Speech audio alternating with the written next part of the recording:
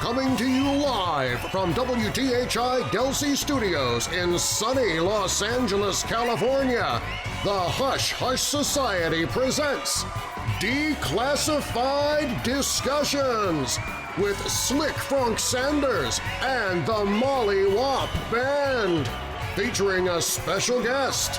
And here's your hosts, Mystery Mike and Declassified Dave.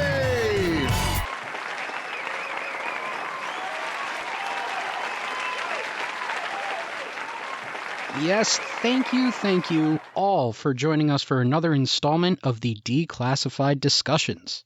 Today we welcome an author of 21 best-selling and award-winning books, including Past Lives, Future Lives, Egypt, An Extraterrestrial and Time Traveler's Experiment, and many others.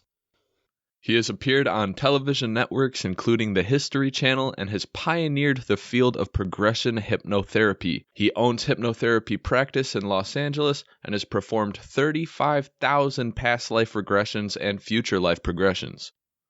Well, thank you. My name is Dr. Bruce Goldberg, and it's a pleasure to be interviewed by you guys. And for the benefit of your listeners, we're going to be talking about the fifth dimension in detail. If they go to my homepage and order my book, Exploring the Fifth Dimension, and mention this podcast, they will get a free CD called Fifth Dimensional Travel, which will guide them into the fifth dimension, very safe, by self-hypnosis, and they can experience everything that we'll be discussing today.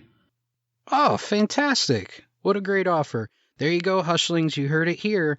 Grab Dr. Goldberg's book, and you will get that free CD and delve into the fifth dimension. Dr. Goldberg, tell our Hushlings what you have going on currently. Well, let's discuss the overview first since we're talking about reincarnation. So the idea of past life regression and future life progression, I get my skeptical colleagues who say, or people even in the media, press and company excluded, who say, this reincarnation stuff is all garbage, right? Okay, so let's deal with some facts. I'm a scientist. I have 3 degrees in the sciences, okay? One of my girlfriends described me as having more degrees than a thermometer, so I'm well educated here. Okay. So if you look at the field of medicine, you're looking at about maybe 150 years of Western or allopathic medicine. If you're looking at any philosophy, any religion, you may go back a few thousand years. But if you look at the field of reincarnation, you go to shamanism, that's at least 50,000 BC. Neanderthal man, one of our predecessors, although we're not directly genetically related to them, that's 400,000 years ago. So for the last 400,000 years minimum, we have a belief in reincarnation. And one thing I learned when I got my dental degree is that my professors would say, hey, that's a nice inlay of gold or crown or whatever.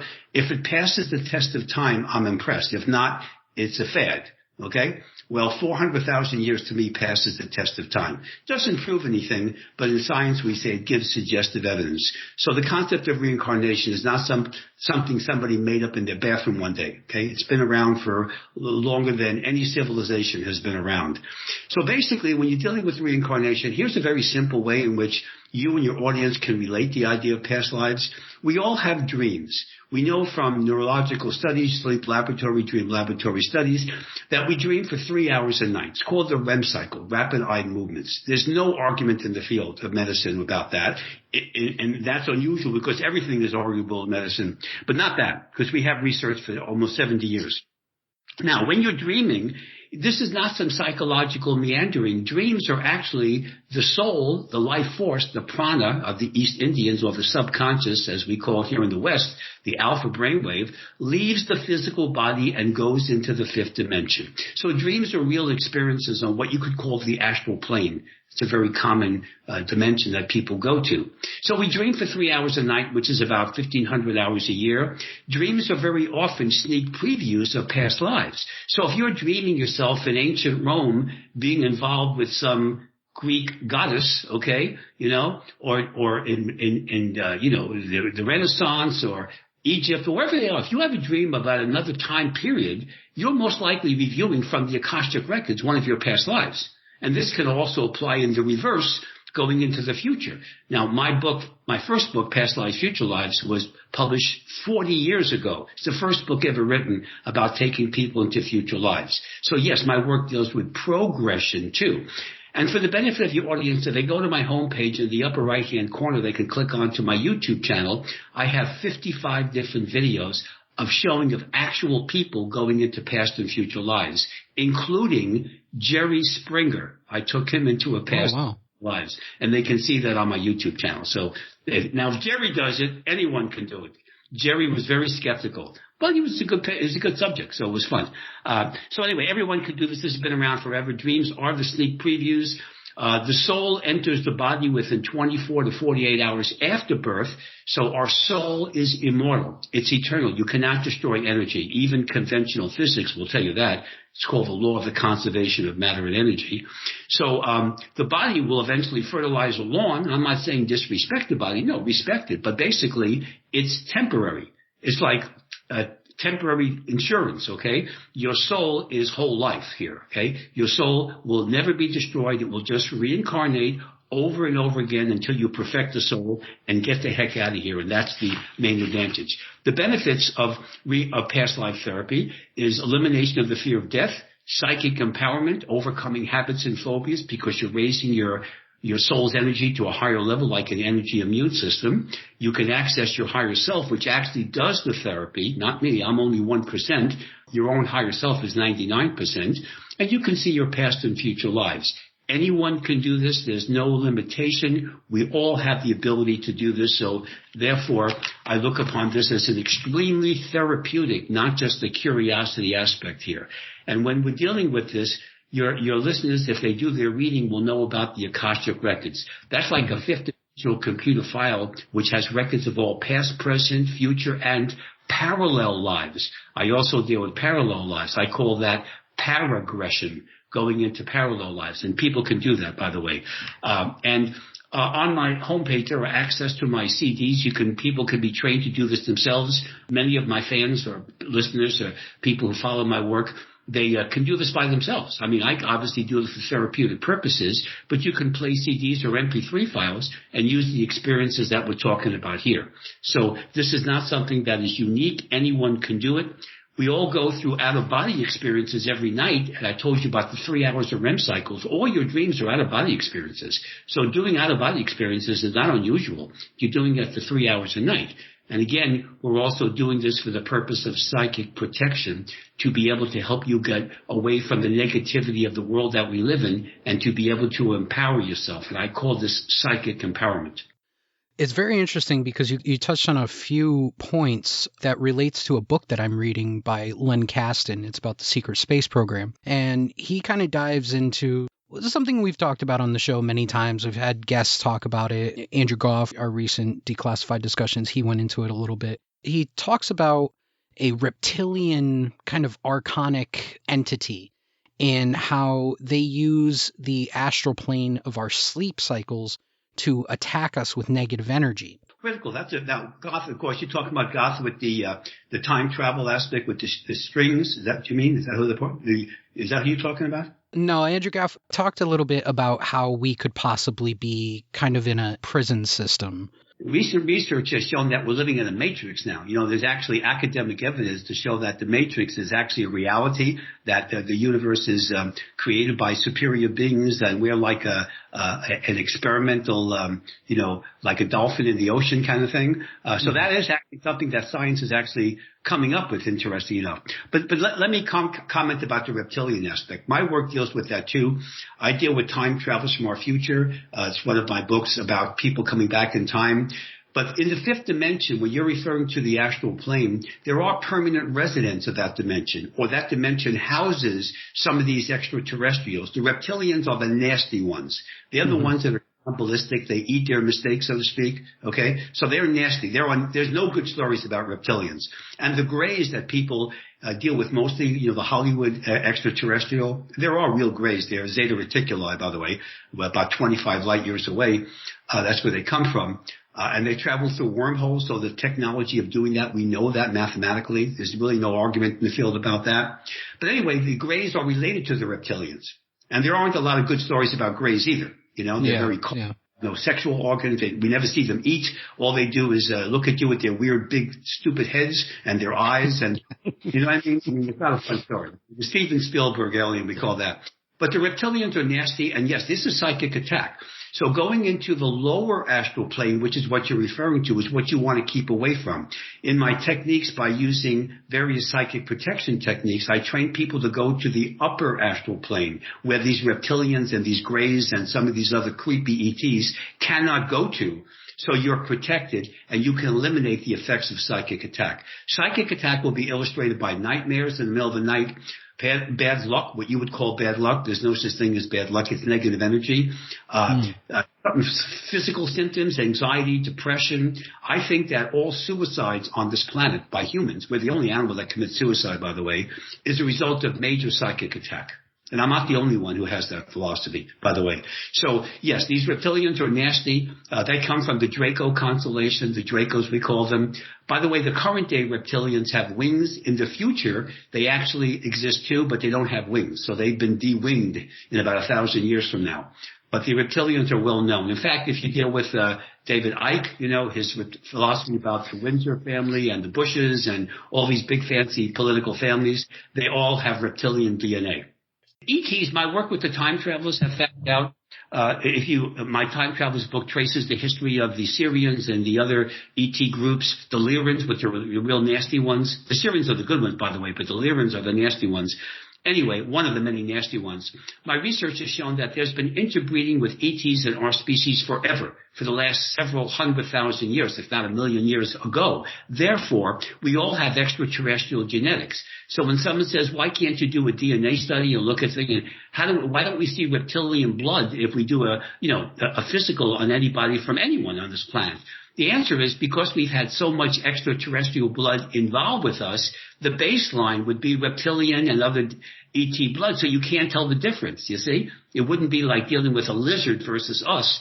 Our blood, our DNA, and our, all the hemoglobin and all the little tests we do, would not show anything unusual because that's the baseline.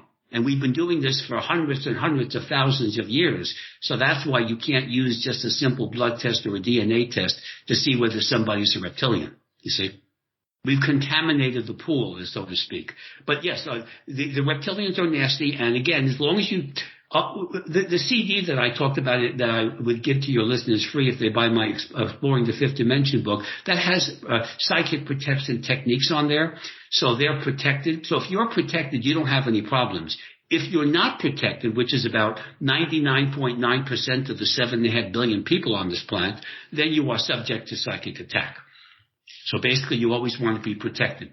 But I do want to deal with the concept of a little bit about the time concept about going into the future. Regression is something that I'm sure your listeners are well familiar with. But the concept of progression always gets controversy. People say, oh, how can you do that? You can't do the future. It hasn't occurred yet. Well, there are ways in which you can perceive the future. I call this the Nostradamus effect, okay? Nostradamus is one of my heroes from the old days, 500 years ago. The guy was right about half of his quatrains. But let me give you an example. I'm going to tell you about an author of a novel that no one's ever heard of, except for me and some of my academic colleagues. The novel was made or written by a man named Morgan Robertson in 1898. The title of the book was called Futility, which he describes a supposedly unsinkable ocean liner that struck an iceberg on its maiden voyage and sank, carrying the elite of 2 continents to their deaths. 14 years later, in 1912, a similar unsinkable liner sailed from England with 3,000 passengers, including many Americans, by the way. The craft was 800 feet long, weighed 70,000 tons, which was also described by Morgan Robinson, and had too few lifeboats. That ship was called the Titanic. And we know that one all too well. Oh, yeah. Morgan Robinson's ship was called the Titan. Do you see a correlation here between those? Okay?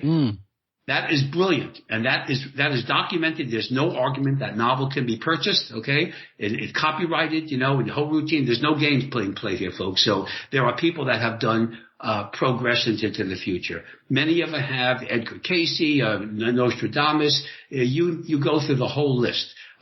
These are people that are real, and they have perceived things that you couldn't possibly have known by logical deduction. That's called the sixth sense. or the sixth chakra, as we call it. And those are real things. So that's an example. Now, would you like me to talk a little bit about Jerry Springer and his past and future life? I'd love to hear more about that, but I had one question that I was very curious about. I know that you were a dentist prior to getting full-time into hypnotherapy and that you would use that to help your patients. I was just wondering, what gave you that idea to use that with your dentist patients? Well, you might say now I drill into past and future lives instead of future. Okay, so basically, I was trained medically by the American Society of Clinical Hypnosis, which only trains licensed doctors in the field, and I was using it for hypnosis, traditional hypnosis for pain control and apprehension. So that was a medical use of hypnosis. I had read the book, the nonfiction book, The Search for Bridie Murphy, back in 1974. That book was written in 1956 about a documented case of reincarnation from the 1950s. That book was very famous. It was made into a movie, a Broadway play, etc. And I said, this is kind of cute. Let me experiment. As a hobby, I just had a intellectual curiosity. The very first patient I worked with, who was a friend of mine, she was a social worker, and a very young, just recent graduate with an MSW in social work. She went into about 10 different past lives, which I thought was interesting, but more significantly, she overcame 2 habits and a phobia that I wasn't aware of because I didn't know her very long as a result of the therapy using the regression therapy. That got me, as a clinician, turned on to the use of using hypnosis for dealing with people with real problems, not just reviewing their history channel of their past lives. So today, and of course for many years, decades actually, my practice has matured where I don't just do regressions on people all day long. I used to do that. It's a waste of time. I do what I call a superconscious mind tap, where I'm training the patient to access their higher self, the perfect component of their soul, which can raise the soul's energy to a higher level, just like an immune system, and allow them to overcome the cause of their various issues, habits, phobias, depression, anxiety, you name it. Even psychosomatic issues like allergies, all kinds of pain, even organic pain can be treated with these techniques. So the superconscious mind tap is an offshoot of the regression therapy, which allows me to deal with the causes of people's problems. I never prescribe medication, even though I'm able to do that. I get people off of drugs. So that's why I think this is a very dynamic field. And to me, I'm very proud of the concept of getting people off medication rather than putting on. And a lot of my colleagues do not like me for that because they think I'm competition to them. I don't really care about my colleagues. I care about the patients and the public at large. So does that answer your question? Now, you have to understand, this field is, if you go to a New Age conference, the number 1 topic is reincarnation. The number 2 topic is out-of-body experiences. Okay? So when you go on to a conference and you say, oh, by the way, past life regression don't cure anything, you get a lot of tomatoes thrown at you, You don't get a lot of people saying, yes, this is great. This is like no, because it's easy to brainwash people to give them this assumption that reviewing the cognitive historical aspect of a person's history with past lives would be curative. It's not. I've done more regressions than the rest of the field put together. I've been doing this for 48 years. I know the field. Okay? It doesn't work. In fact, I'll tell you the best example of this. I did a study, which I didn't publish purposely because I didn't want to contaminate the field. I took 500 people, which is a humongous sample. Half of them I was doing traditional past life regression and progression therapy with. The other half I just did superconscious mind taps, no regression and no progression. And you know what I found out? The ones that I did only the superconscious mind tap, they were cured by themselves, I'm not going to take credit for this, in 40% fewer sessions. So what did we learn from that? The superconscious mind tap is far more valuable than doing simply regression after regression after regression. You mentioned that there's 3 types of out-of-body experiences. Can you elaborate on some of those? Sure. The ones that you're most familiar with, which you never want to experience, is the near-death experience. You don't want to flatline for a couple of minutes and die, okay? But that's well reported. Ray Moody, a good friend of mine, was the one who developed this concept way back in the 70s. Elizabeth Kubler-Ross, a few years before him, also was involved. But you actually clinically die. You flatline for 2 or 3 minutes or so, and then they revive you. So that's called, you're out of the body. People will float up to the ceiling, and they'll see themselves on the OR slant, and this and that. So that's not a good example. The one that you want to do is called the regular out-of-body experience, where you're trained, like using the CDs that I have as an example of meditation techniques or whatever, where your soul will leave the body, leave a clone of itself to protect the physical body, so you're not going to be possessed by Darth Vader or Dick Cheney or anyone, okay? So you actually you're entering into the fifth dimension. Remember, we live in the fifth dimensional universe. We can only see 3 dimensions with our senses or hear, but when you leave the physical body, you're entering into the fifth dimension. Call it the astral plane if you want. That's only one of the dimensions. So that's a regular, what I call a conscious memory of an out-of-body experience. Now, the third type is the one that is really heavy. This is what I train people to do for ascension techniques. This is called conscious out-of-body experience, COBE. And this is where you're being trained to merge with your higher self at the moment of death. And if you do that, then you will ascend and not have to come back and reincarnate. You will perfect the soul, go to the soul plane, which is the dimension that you go to where you eventually ascend and rejoin the God energy complex. So the COBE is a very ancient art. It comes from the mystery schools of ancient Egypt, Greece, and Rome, and Persia, and all those, China, and all those countries. It's an ancient art of ascension, which was what the mystery schools were all about. So this is a modern day mystery school approach to get people to be spiritually evolved to the umpteenth level, to perfect the soul, and to say bye-bye to the earth plane and the karmic cycle. Have you ever had somebody afraid of what they saw or experienced during one of their hypnotherapy sessions? Well, people, they go to when I would do regressions, I would go to the origin of your problem, and if they were drawn and quartered in ancient or in Europe 1,000 years ago because they stole somebody's whatever, or they had an intimate experience with the queen when they weren't supposed to, that is not a positive experience. But they're not harmed physically. I'll give you one example. A gentleman I worked with years ago, he's a blue-collar worker, relatively uneducated, so he didn't read about this. You understand? That wasn't his thing. He was married to a woman, and his wife accompanied him to the sessions. Every night for the past 20 years, he would wake up in the middle of the night screaming his head off, waking his wife, and just completely in high anxiety, where he couldn't even go back to sleep half the time. Okay? And this is a blue-collar worker working in a mill, like in General Motors, where you need your energy, right? So he said, "Doctor, for 20 years, I haven't had a good night's sleep. I just wake up in the middle of the night screaming." I said, "Well, let's see if we can figure that out." So I take him to the origin, which is a past life. He's in Europe in about the 9th or 10th century in France by the seashore, by the Atlantic Ocean. And the Vikings, which were pillaging Europe in those days, they came by. He was about 10 years old. They came by and abducted him and a bunch of his colleagues or his, young kids. They took him back to Sweden, which was not unusual, and they trained them to be warriors. And that was true. That's the way the Vikings functioned back 1,000+ years ago. And then when he was about 18, him and his buddies said, "Hey, let's get the hell out of here.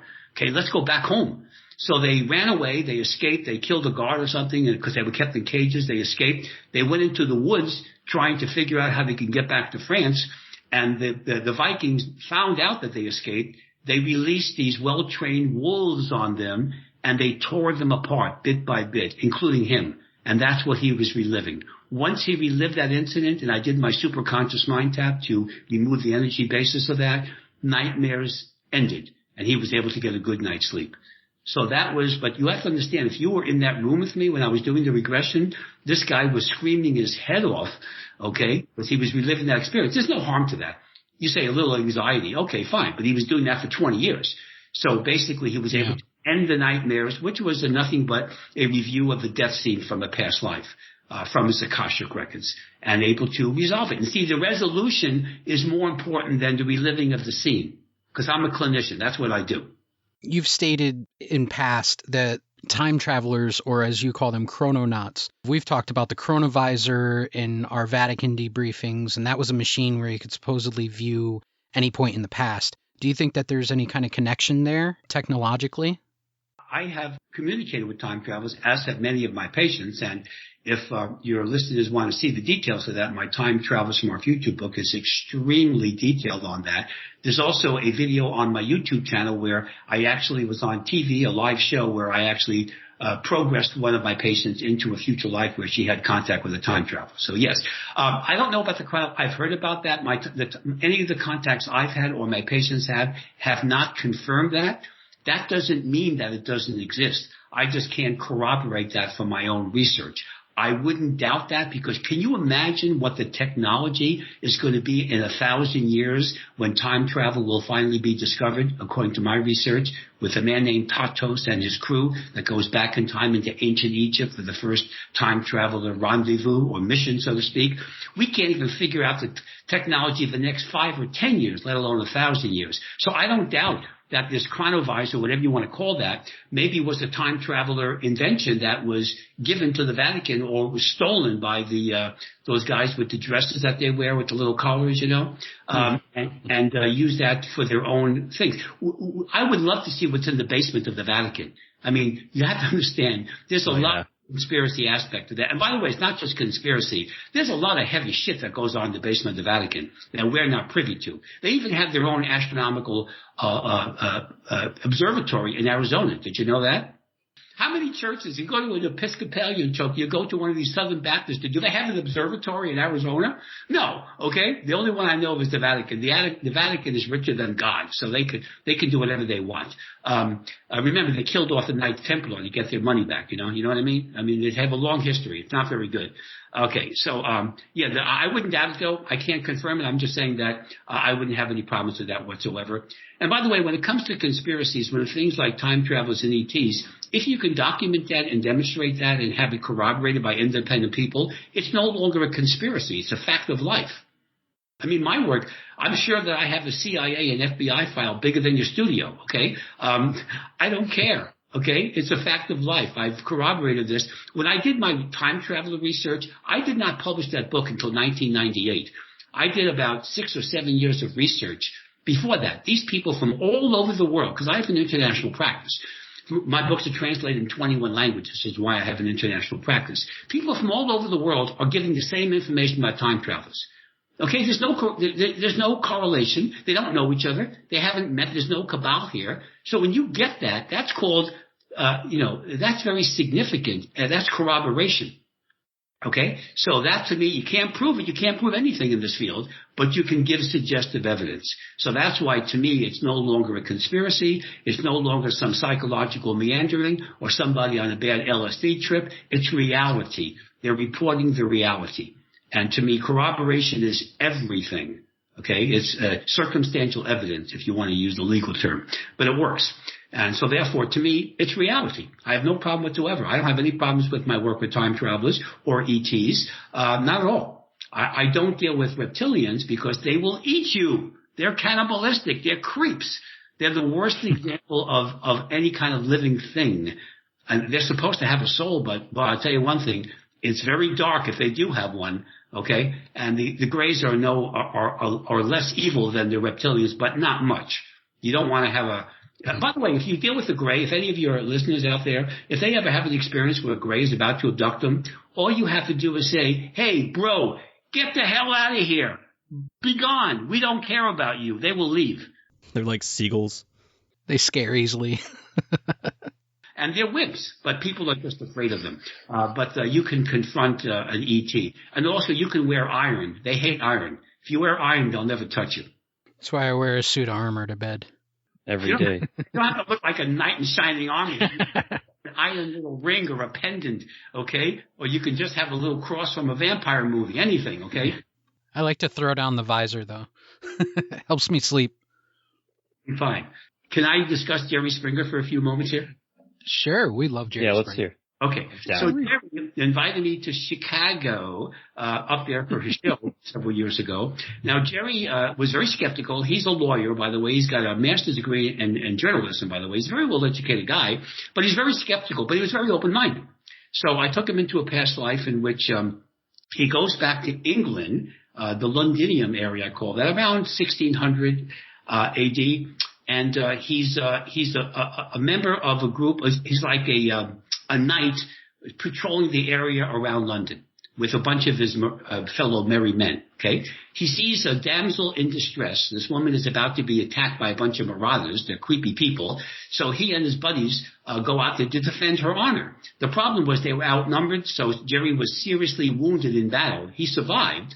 The woman survived, and she apparently lived in a castle nearby, took him back to the castle and nursed his wounds, but he was no longer able to function as a knight.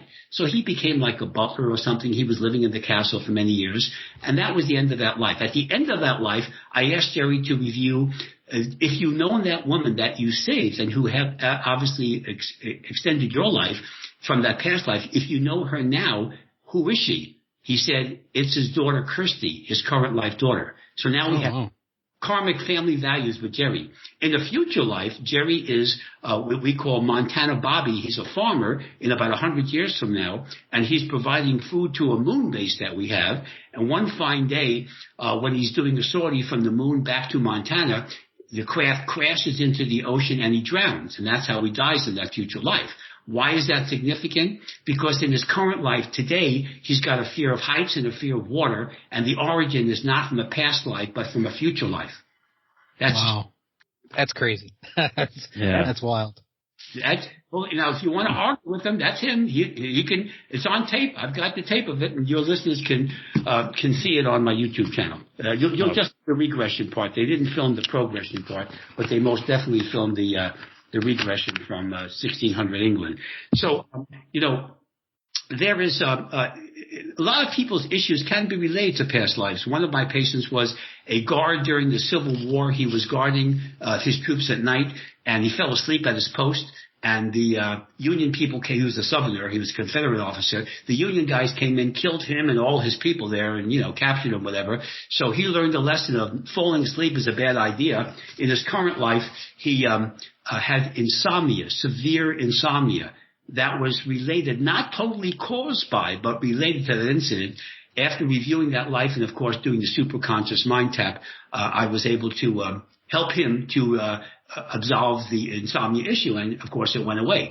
Remember the rule of thumb. 99% of the therapy that are done by my patients are done by the patient's higher self, not by me. I'm 1%. So I don't do codependency here. My purpose is to empower people.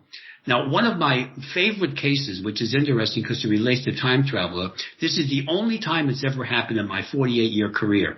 One of my patients was curious about going into the future, and he goes into the 36th century where his name is Kamar, Kamar, and he is a time traveler from the 36th century who goes back in time into ancient Atlantis and Lemuria to help resolve a nuclear war between the two continents. So this is an example of a patient today, 21st century, who actually his future life is going to be as a time traveler. So it's pretty tough. And they were able to successfully resolve the conflict, which could have destroyed this planet. Okay, nuclear war is not a good idea. Just ask Vladimir Putin about that. Yeah. I had an interesting thought as you were speaking about this. You were talking about how Jerry in particular went into his future life and he had a fear of heights and of water, and that kind of related to his progression. Now, we have talked in the past about how time is ever looping. It's just over and over and over, the same things happening throughout time. Could that be something that is related to the progression? He does have this death that happens in the future, and it's impacting his current life, maybe because he has lived this life in the future and lived this life in the past, and just rolling over and over again of dying the same way and doing the same things. Is that the possible connection? Is that it's just one long loop of time? You're using a good term. The time loop is actually part of quantum mechanics and astrophysics. This is called the space-time continuum. Once you enter the fifth dimension, you leave the Earth plane, like an out-of-body experience. You're now into the fifth dimension, into the space-time continuum, where you can perceive past, present, and future events simultaneously. So there really is no such thing as the past and the future. We label it because we live in this three-dimensional universe. We actually live in the fifth dimension. We can only perceive the three dimensions. But once you enter the fifth dimension, then you can perceive everything. So in reality, the cause of that is happening now. Jerry's future life is happening now. He's a a 17th century, knight today. All this is simultaneous. So let me give you a good example to show you how you could illustrate this. Let's say that you're in a helicopter above a freeway, okay? And you know how they do those traffic reports? You get these guys a couple of 100 feet above the freeway and they're reporting where the traffic jams are, et cetera. So let's say there's a car directly below you. We'll call that the present. And let's say there's a car 5 miles behind that car, where that car was originally before, and we'll call that the past. And there's a car 5 miles ahead of it, which we will call its future. You from the helicopter can perceive all 3 cars at one time, right? Because you're 200 feet above the freeway. Each car cannot perceive 5 miles ahead or behind it. So the cars themselves are limited in what they can perceive, but you in the helicopter, what I call the freeway of life, can perceive all 3 cars, which means the past, present, and future. So that's a simple analogy to show how all time is simultaneous. By the way, there's mathematical models to support what I just said, so you can't argue math. You may not like it, but you can't argue it. This is quantum mechanics, quantum physics, and astrophysics. Any astrophysicist and quantum physicist will support that. So that's why we label time incorrectly. There really is no such thing as time. Now, you talk about black holes and white holes when we talk about the heavy stuff. You enter a black hole, you go back in time. If you enter a white hole, you go forward in time. We know that, too, for mathematical models. Okay? So, again, quantum physics is the key here. It's a branch of science that scientists hate. I'll give you an example. I was on a radio show one time, and there was an astrophysicist from Caltech, and he didn't like me at all. Okay? I never met the guy, right? I said, what is it about me you don't like? He said, well, it's not you, doctor, it's your theory behind your approach. I said, oh, let me guess, you don't like quantum mechanics, right? Or quantum physics. He says, yeah. The reason he didn't like it is because quantum physics says nothing happens unless you observe it. It's subjective. Whereas me, as a hard scientist by my training, we're trained to be objective, not subjective. So he said, yeah, I can't relate to that. I said, well, professor, I'll tell you what. Since you don't like quantum mechanics, what are you going to do? Your automobile, the space program, your cell phone, your computer is all based on quantum mechanics. What do you want to do? Drive to work in a horse and carriage? Okay. It's the basis of our technology. You may not like it, but the math works. And if the math works, it works. You can't argue math. It's the basis of everything. And the basis of our technology as a civilization is actually the equilateral triangle geometry, okay, which is mathematically based, okay? So that's where, he didn't like it and he left the studio. He was upset with me. He didn't like being confronted. But the point is that these are real principles. We can support these things by mathematics. In fact, to show you about time travel, this is one of my favorite examples. Kip Thorne is a very well-known astrophysicist. Now, you may not know who he is, but trust me, he is well-known. He's an astrophysicist from Caltech. Caltech is rated higher than MIT as a university. That should give you a hint, okay? So Kip Thorne was asked to do a research study on time travel. In 1988, Carl Sagan, the author, famous author, the astrophysicist. Oh, we know him well.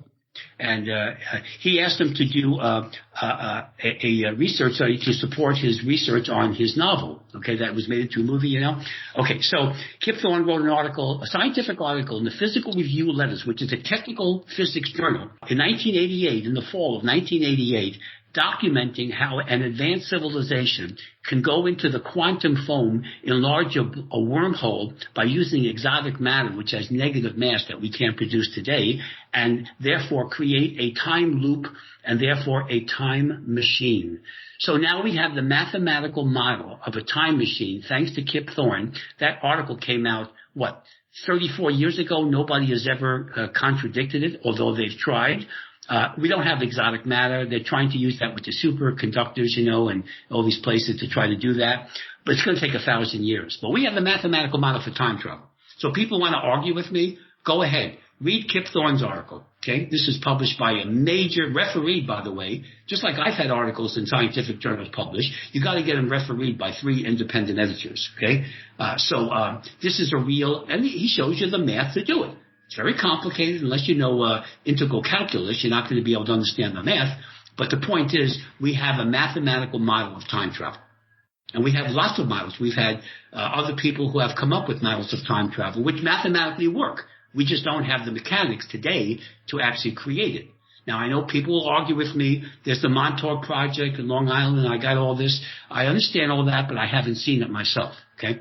So I want to chat about Egypt a little bit, because you've mentioned it before, and then you've mentioned Atlantis, ETs, time travelers, and Lemuria.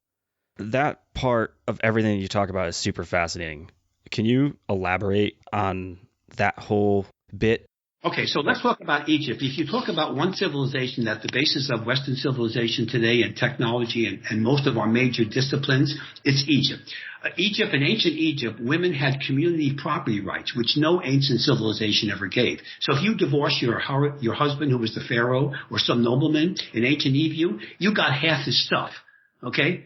Nobody had that until recently. Okay? All right. So, that's a good divorce. Monarchies developed in Egypt. We have geometry. You notice how everybody studied in Egypt. Pythagoras, Plato, all the big boys in Greece and Rome, they all went to Egypt to study math. Isn't that Euclid, geometry, etc.? So here's the reason why Egypt was so advanced. By the way, Egypt was advanced 4000 BC when everybody was living in caves, okay? They came up with ophthalmological surgery, with dentistry, with brain surgery, with trephination of the brain. They did all this kind of stuff. They created everything. Pyramid. Nobody can build the pyramids today that were built not 2500 BC, but those pyramids were built at least 10,500 BC, by the way. I document that in my Time Travelers book. And here's the reason.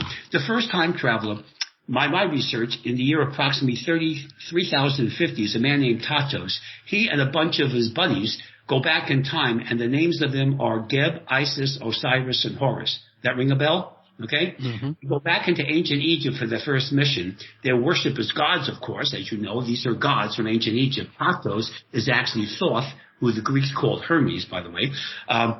And they came back in time, and they went into Egypt, and they were there a long time, back and forth. So Egypt was interacted by time travelers from our future, from the 31st century. That's where the technology came from. Just like the governments always like to say your taxes pay for all the advanced technology we have. No, it doesn't. The advanced technology we have came from time travelers and ETs, not from your tax dollars. I'm not saying research doesn't work, that we can't develop things. We can, but we are interacted in our dream levels by time travelers. Recent research has shown that 80% of scientific discoveries and artistic breakthrough moments of art and sculptures and writing, etc., are generated during the dream levels at night. We know that. That's research. Well, guess what? Time travelers in the fifth dimension, which is where they travel, can interact with us, and they do during our dream levels. So whenever somebody has an aha moment that they dreamt about, you can thank a time traveler for that. Okay? So it explains a lot about it. Because why? Look, our species has been around for 300,000 years. Recent research in Morocco, they found a 300,000-year Homo sapien skull and from the skeleton, okay? So we know we've been around for 300,000 years. Our species hasn't changed much in 300,000 years. The brain hasn't increased. The gray matter hasn't increased. So why is it only within the past 50 years, 100 years, we've got computers and space programs? Why didn't we do it 100,000 years ago? Okay? Those alien visitors. Well, that is, and time travelers. You're very relevant. According to geophysicists, they'll say if the Earth doesn't have any major cataclysms for 10,000 years, like pole shifts and major tsunamis and earthquakes that are really significant, then you can develop an advanced civilization. Well, there's been lots of 10,000 years of peace and calm in this planet in the last 300,000 years. And that includes no ice ages, too, by the way. Remember, 7,000 BC, the Sahara Desert was a rainforest. Okay? Got that? Mm-hmm. Okay? That's fact, okay? Any geologists tell you that. So that's why the Sphinx couldn't have been built 2,500 years ago, because it has water erosion thanks to a shock from Boston University. So where do you get water erosion? Well, it's got to be at least 7,000 BC, because that's when it was a rainforest. There hasn't been enough water to erode anything in the Sahara Desert in at least 7,000 years, if not 9,000 years. So basically, we're dealing with the concept of our species should have done that, but we didn't, as you correctly deduced, we didn't have the ET contact as often and as surgical as we've had in the more recent times. That's why. Okay, so there's no reason why we should have developed the technology we have now that we couldn't have done in ancient times. Look at ancient Greece. You had Plato, Socrates. You had all these Aristotle, these brilliant minds. Archimedes, one of the greatest minds of all time. You don't get much attention to it, but Archimedes, if you do some research on him, the guy was brilliant. So why didn't they develop it then? We had more raw materials then we do today. We use a lot of shit today, right? Oil and steel and iron and all this kind of stuff. In those days, they had tons of raw material. If we can do it now with our limited, well, still enough to do our thing, but so there's no excuse other than ET and time travel contact. So that's my hypothesis, which I think is very well established. And I'm not the only one who's come up with this, you know. You just can't convince a skeptic, of anything. I don't even try, you know. My definition of a skeptic, by the way, which I'm sure you guys deal with too, if they discovered a UFO in their backyard, they bury it and hope nobody saw it. Yeah, we get plenty of those. Do you think that all the UFO abduction cases kind of go hand in hand with all the other patients that you have internationally with some of the stuff you talk about in lucid dreaming and the different planes that you can reach? Yes, I do deal with abduction cases, especially in my time travel work, and they are corroborated. They give the same information roughly throughout the world. It's not just the Zeta Reticuli. There are the Pleiadians, which are very good to us. They're actually one of our protectors as well as the Syrians.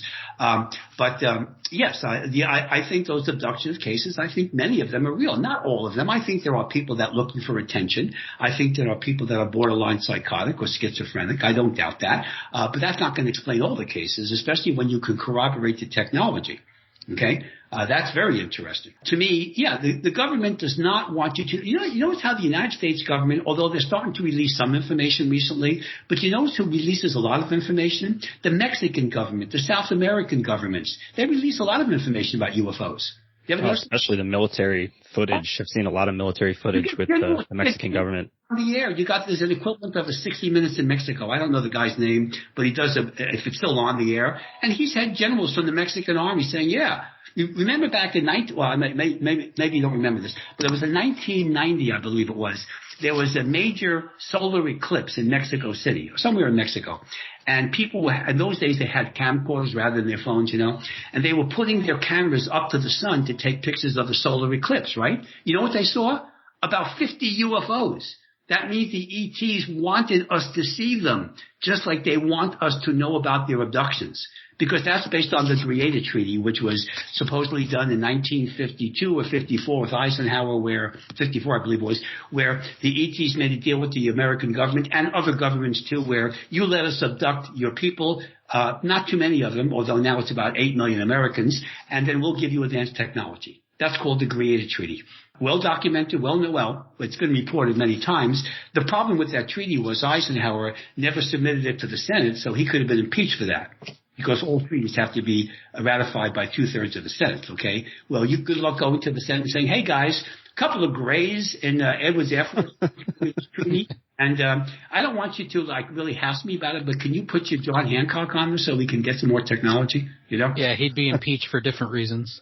Yes, he wouldn't have been able to play golf. But that was Edwards Air Force Base, and that was actually a fairly documented story. I know people are going to argue with it, but it's been well reported many, many times. It's called the Creator Treaty, Greada. You guys can Google it. It does explain things because, again, why do we have this technology today? Think of the technology in the 1950s. They didn't have computers as we have today. The computers was the size of an Amazon warehouse in those days, right? Got that? Now you can your pocket. Okay, transistors, radio technology, all these things occurred since after World War II, which is coincidentally when we have major UFO contacts. You see? So remember, it was I think it was 1952. There was a major UFO sighting in Washington D.C. where the military was going crazy. They thought the Russians were trying to bomb us or something. Yep. Yeah. UFOs. You had, remember, even during World War II, you had in Los Angeles, you had this UFO that was sighted. And remember, they sent missiles trying to destroy it, and they couldn't. And it was an actual UFO which was invulnerable to missiles. They didn't use nuclear weapons, but they used, fired all kinds of missiles and this and that, and they didn't touch it. This was called the Los Angeles incident. It was 1942, I think it was February, and it was well documented in the newspapers. You can read about it, okay? So what was that? they've made movies about it. Battle of Los Angeles most recently. I think there's probably a couple versions of it. Probably an X-File episode, but they're also doing real documentaries on this. And it's a documented fact. You can check the newspapers from the 1942. You can see it. So my point is that there's many UFO incidences that are not explained. About 5% of them can't be explained. About 95% of them, they say they can explain. I don't see all the research, but 5% of the minimum cannot be explained. And if you can't explain it, now we're dealing with some heavy stuff here. Because these people are really smart. The guys who evaluate these things, other than the political hacks and the ones that are, sucking on the government teat, the Blue Book Project, was a political scam. Although they made a TV series about that, it wasn't renewed. It was a really cute series. But anyway, if you can't explain it, that puts it into the category as a why not. We've got the technology to explain just about everything today. So to me, yes, I do believe in it. And again, my time travelers work, and my Egypt book also deals with time travelers, by the way. That's who developed the Egyptian civilization, ETs and time travelers. And Egypt is what we really owe our respect for as far as the development of Western civilization, even more than Greece, because Greece ripped off everything from Egypt, especially the map. What species of extraterrestrial do you think aided the development of Egypt? I mean, you mentioned Atlantis too, and that was a pre-civilization of Egypt. Okay, well, the main ETs that came here about 500,000 BC were the Lyrans, the bad guys, and the Syrians, the good guys. The Lyrans looked like little Irishmen. They had red hair, they had fairer complexion, and they were nasty. They were violent. They were just like people with too much alcohol. Okay, the Syrians were more of a protective, and the Pleiadians, of course, were protective too, from the Seven Sisters, the Pleiadian constellation. So the Lyrans were here first. So they were screwing around with primitive man, Homo erectus, whatever. Dogging with Homo erectus. Homo erectus is an actual genus and species, guys. Clear your mind, okay? Get out of the gutter. Come on, Dave. Okay. Oh, man, you didn't get the joke. It's all good. We call that Homo erectus dysfunction. Okay. All right. So anyway, so the Illyrians were here first by several thousand years, and they were corrupting our primitive species. And then the Syrians came in here to play catch up and to help protect us. So the Syrians were our protectors, as well as the Pleiadians, and there were some other ETs that were helping us too. But the Illyrians were the bad guys, and the reptilians were here too. They were the real bad guys. They were the cannibals. Remember, they were eating their mistakes. But so we were protected, and we eventually evolved, but we had a lot of genetic alterations based upon ET. So every one of us out here, me, you, and everyone, has extraterrestrial DNA. Period. The problem is that's the baseline, so you can't say, look, it's extraterrestrial, because it's different than everybody else's. No, it isn't. It's part of our DNA background.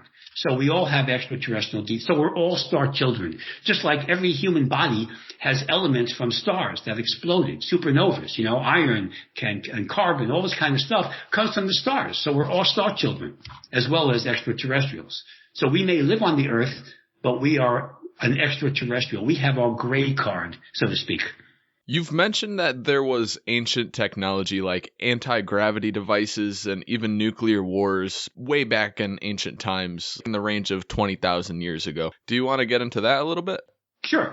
You have evidence of nuclear reactions. Nuclear reactions do not occur spontaneously. You have to have 100% pure water. You have to have plutonium, U-238 or something. You got to have elements, and you got to go through a procedure. Right? Think of World War II in Nagasaki and Hiroshima, okay? All right. So we have evidence of India. You have parts of northern India where you have buildings that were like torched to the nth degree, which would be a result of nuclear explosions. You have glass in the deserts of Saudi Arabia, as well as other places where there are deserts. There's about 10 spots around the world. When you took a nuclear explosion in the desert, you're going to form glass. That's how hot it is, okay? Well, there's no natural reason to explain that. No archaeologist or historian or anybody else can explain why we have glass in the desert, or why we have the East Indian examples of nuclear responses. You can't explain that. In Ireland too, there were some of the castles that had that, or some of the stones that we used to make those castles. So these are examples of nuclear explosions in ancient times. There's also the Tsanga effect in Russia.